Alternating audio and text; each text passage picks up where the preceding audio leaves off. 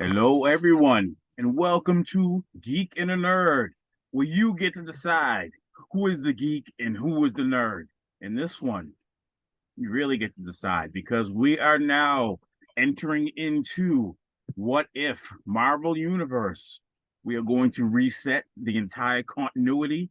We are going to take fire and brimstone to everything Marvel. It's going to be pretty much like Caesar. We're going to cross that river. We're going to take apart that bridge because there is no turning back from here, people. You are welcome. And again, any ideas you have, throw them in there. We'll find a way to work it in. The mind Remember, works quickly and it never stops. the only pleasure that can be found is the sweet release of death. We're talking death of the MCU here. For those that did not watch our initial pitch video, we have come up with an amazing what if series that Marvel could do, and that is what if Shadow King possessed Franklin Richards. And the pitch video goes on for almost an hour. We kind of laid things out, and this is where we're going to be laying down chapter one for you guys of our fanfic Marvel story. What if Shadow King possessed Franklin Richards? And for those of you that need to do your deep Googling, you'll understand how these are two powerhouse characters that, if brought together, would be a nightmare for the Marvel world. So, Danny, I know you've been working on the story, so I'm going to kind of let you lead things from here, and I'll fill in with my brilliance as I go, Elon Musk style. Oh, so that means you're going to drop stuff in like an idiot, burn Yeah, things down, and they'd be like, he did it. I'm the Ben Affleck to your Matt Damon. Oh, man. Well, then I suggest you take a nap and I'll wake you up in like 50 minutes. And then you're like, yeah, just have a name at the bottom of that. We did an amazing job. I'm helping. I'm helping.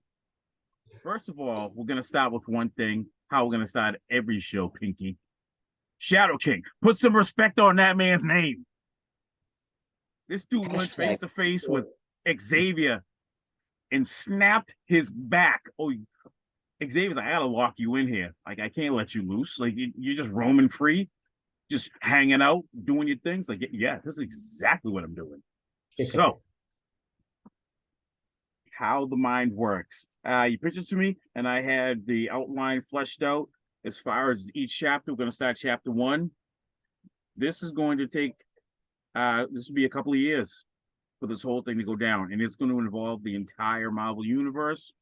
So we're talking every Marvel comic you get in, you're going to have a little Spin-off snippets of title, it. like Yeah, just like random titles. You know all those X books that nobody likes because they all do suck? Well, they're all going to be kind of important because we're going to start taking off people that no one can stand. Oh, you want to write Kitty Pryde and make her horrible? Oh, Betsy Braddock, guess what? You're about to eat it. You're going because I can't stand what they're doing with her. Oh yeah, just remove that nonsense.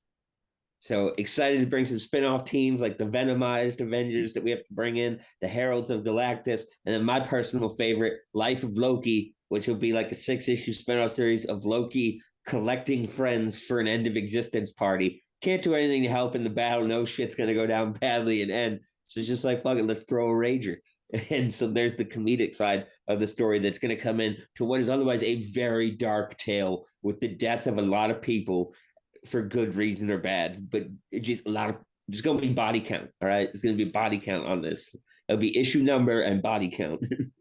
Yes, and like this. So the way I figure it, the Loki will be a buildup. There'll be little panels throughout, like a page, page and a half here, and then you'll get the storyline, then you'll go back to Loki somewhere else. And it starts off with Loki has to go to has to go to Enchantress and convince her to come with him because he has a little something he wants to do. And she's like, no, there's like the end of the universe battle.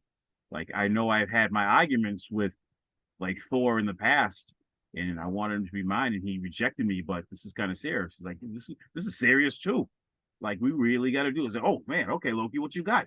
So Loki brings Enchantress to go talk to Titania because they need to go and get Molecule Man, who, if anybody's read Secret Wars, is OG killer. Deuce, deuce, baby. Can't mess with him. So he can create his own little pocket universe as he did. So that's where they're gonna hang out.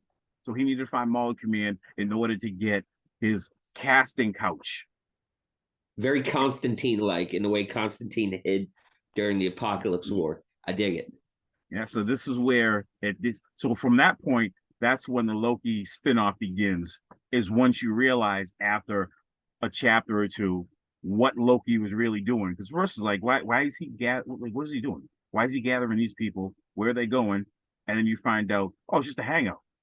Like, yeah, we're just gonna hang out here and we're gonna watch all this going down. Like, how do you know this is happening? Oh, because Thor's part of it. And he told me that it's serious. So Thor is going to give up his arm, not an eye. Odin gave up an eye because Odin had knowledge and sight.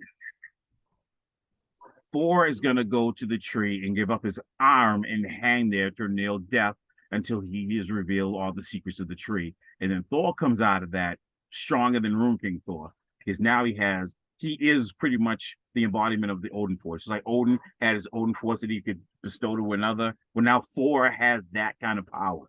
It accentuates whatever your ability is. So Odin got more knowledge, got more strength, got more power.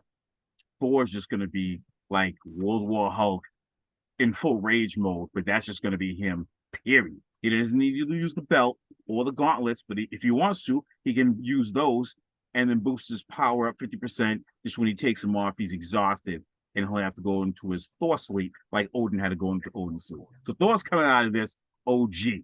And Loki hears about it, and that's why Thor isn't going to be in part.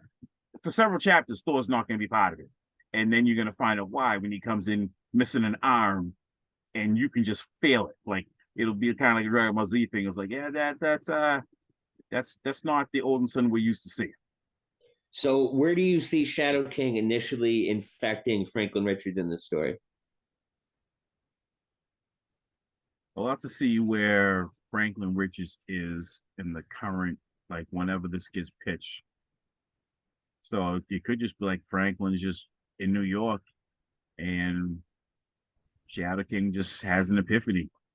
Like I'd he like to pretty make it much sound stupid, like he goes antiquing in upstate New York, and it turns out it's an old property owned by Shadow King, and he's he like, bought Shadow yes. King's favorite teacup from Nazi Germany, and apparently Shadow King was not cool with that and wanted that teacup back. Want my That's what this teacup back, son. he ends the Marvel universe over his Nazi teacup. I'd love it to be some petty John Wick-esque reason. Oh, you can just pretty much see Krakoa and be like, look at these mutants. They're all sitting there and having dinners. Yeah, you know what? That can be it. Because I can't stand that. What do they call that?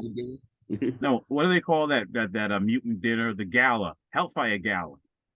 Hellfire Club.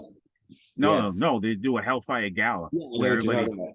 yeah, where everybody dresses up and they just have dinner.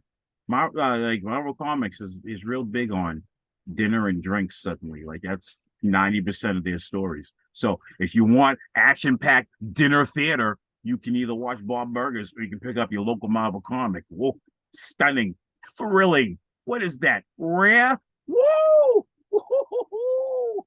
Rare steak. Oh my goodness. I have breaking news here. Danny is being a sarcastic asshole in this moment. Get Your Geek On does not associate itself with any of the opinions and comments hereby expressed by. And I'll say, look at us. Me, look at him. Who do you think was being a dick? Oh, real funny, Danny. How cultural appropriation can only go one way. Yeah, Funny. yeah, yeah. You know what? That's what 300 years gets us. The ability to say, yeah, not me. That's all we get. We get one thing. And then, oh no, two things. We get a word and we get that. And those two things, suddenly the biggest thing people want is to say the word. Life isn't fair. If I can really do it, your life is depending on that one thing. That's how small, myopically minded you are. That's what you need to live your existence. And the category is people who annoy you. Oh man, do they ever? Oh, if anybody needs to get kicked square in the nuts. So, petty reason that Shadow King takes over Franklin Richards. What's the first thing that this hybrid character ends up doing in the MCU to let us know in issue 1, like, hey, shit is about to go down?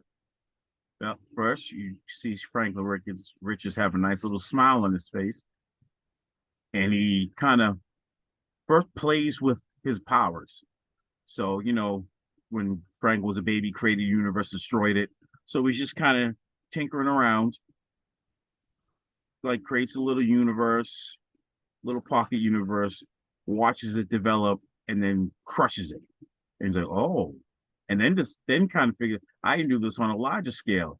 Looks around, so you got to start getting allies. And as Shadow King, I mean, you've already done the Legion thing, so yeah, we won't go there. We're gonna check out some other fun things. One We of the want things to. I'm excited. Oh, go ahead. Oh no, go ahead. What are you gonna say? I'm excited at the idea that somebody gets, some sort of telepathic vibe or something from this, and it sets off a chain reaction of having to like gather other people. And I'm excited to like kind of take over and write the Venomized Avengers portion because I can't wait Oh, to see how that. you want to? So okay, so while Shadow King kind of disappears and does his thing, that's the Nightmare scenario. So Nightmare figures it out because suddenly Franklin Richards isn't dreaming anymore at all, and he starts noticing certain people are no longer dreaming. So something's up, and he can feel like, all right, this is kind of messed up. So he goes to Doctor Strange, uses like vast amounts of power to rip his way into Doctor Strange's house, which then you have a nice little fight scene. At the end, it's like, listen, do what you got to do. But before that, you need to understand something's coming. So, which makes Strange. So they have a little conversation, like, all right, what's happened? It's like, I don't even know. I'm just I telling like you, the I idea of feel it people are ending, and missing. he's like, "All I know is I saw the world encased in shadow." Yeah, it's like what did you do, dude? Why would I come here and tell you that if I did it? That makes no sense. I'm not a Bond villain.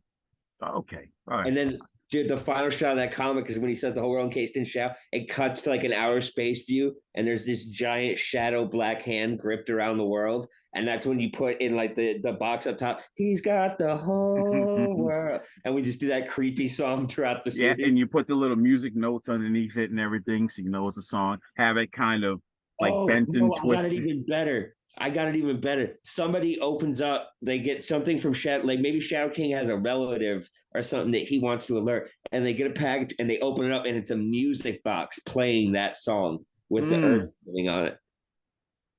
Yeah, we can figure who could Shadow King contact that Maybe would, Hope Summers or something. Somebody like crazy unlikely, but crazy powerful because that's the first person he wants to try to recruit. but somebody, Doctor Doom.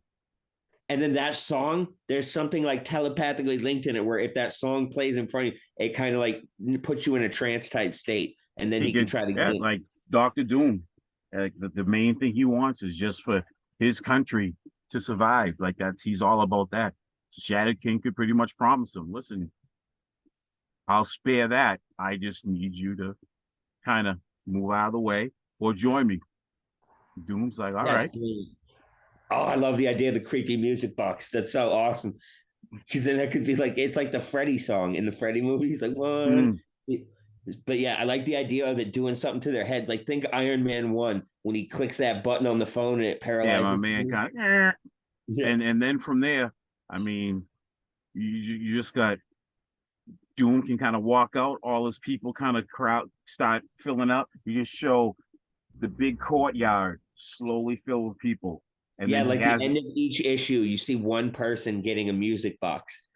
he says, yep. And then like you get Doom doing his little speech. And as you see it fill, then he has his speech. And then at the end, all you hear is Doom, Doom, Doom. And you have the little, and it gets louder and louder and louder. And as you pan away from Latveria, at the very end, you see a big Doom. And that's it. Now we know first member who he has recruited.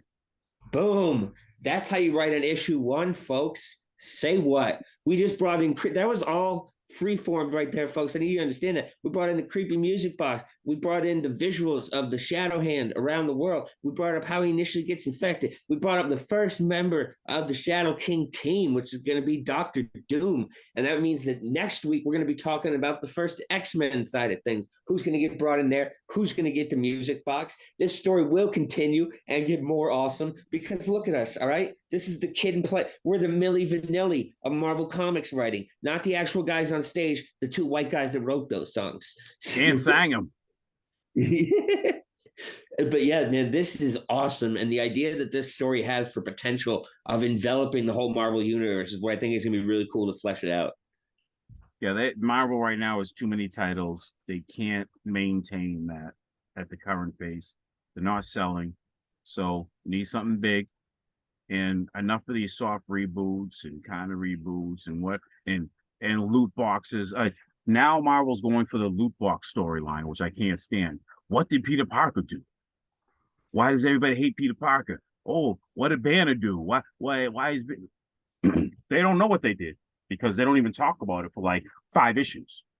I think one thing we should do with this too is in MCU style, do a post-credit scene for the what ifs. Like in mine, the one I just pictured, after everything rolls, it cuts to whatever Marvel Earth Nate Gray is on and just shows him getting hit by like that psionic wave of whatever happened with the music boxes. So he knows something's up and like jumps to that, or and that's what you see is him like, oh shit, what's going down here?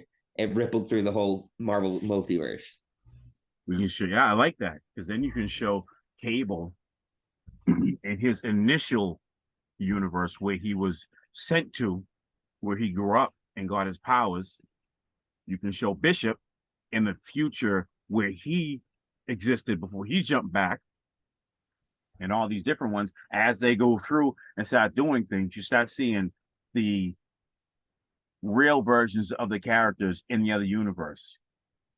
They all feel like this psionic ripple or whatever you want to call it. Yeah, because this starts to go everywhere to the point where eventually you have to bring in the Sky Fathers, the Celestials, Eternity, the Watchers, Chaos and Order, the In-Betweener, like eventually every major player is coming in, but it starts small and it slowly grows. The thing we described about this too when we were pitching the original covers in the pitch video was the idea of it's this chess match, and the chess pieces are the different X-Men and Avengers that are being recruited to each team.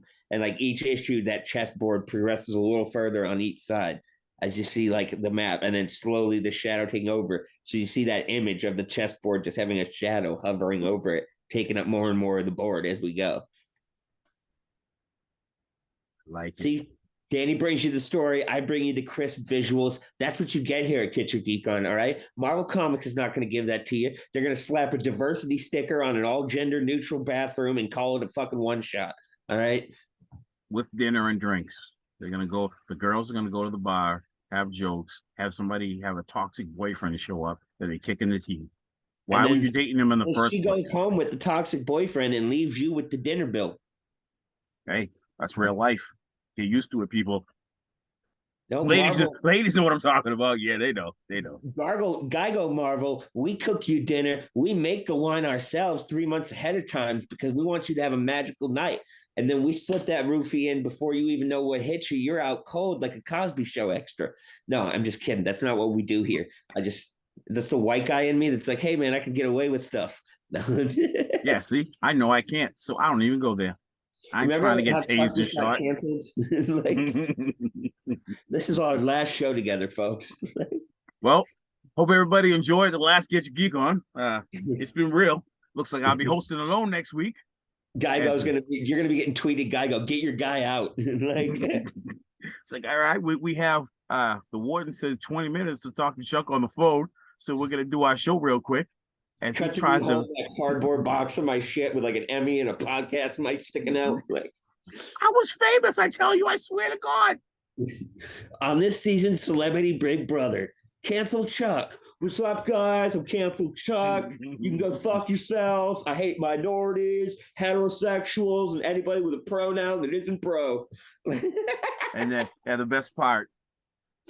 Please don't clip that. Please don't just clip that one part of this show, people. I feel like that 15 seconds is somehow going to be like that should be a meme, and I think people should use it. Everyone, clip that, make it a meme. I do love that line though. I hate anybody whose pronoun isn't bro. They took that. All right, guys. I think that's that is going to wrap things up for Marvel's What If Chapter 1. This will be a recurring series. that'll go along with Geek and a Nerd every week. We got retro reviews coming back. We got Book of the Black, our Blackest Night segment coming back. All kinds of great stuff coming. New weekly schedules being posted on Monday. As always, guys, check out the website, GYGOnetwork.com. Love you guys on the Facebook page as well. Big shout out to our fans in Australia. As always, we love you. Operation Pine Gap. And also Pine look for Chuck's very I got my rude sign like, and remember obnoxious. the Emu Wars. Yep. I'm telling you, you look into that because they lost. The emos won. It's crazy. All right, guys. So definitely check out more great content coming to GYGO this week. As always, I've been Chuck Kiwax. And I've been D. Have yourselves a week, and always remember to stay away from Oprah. Oh, yeah.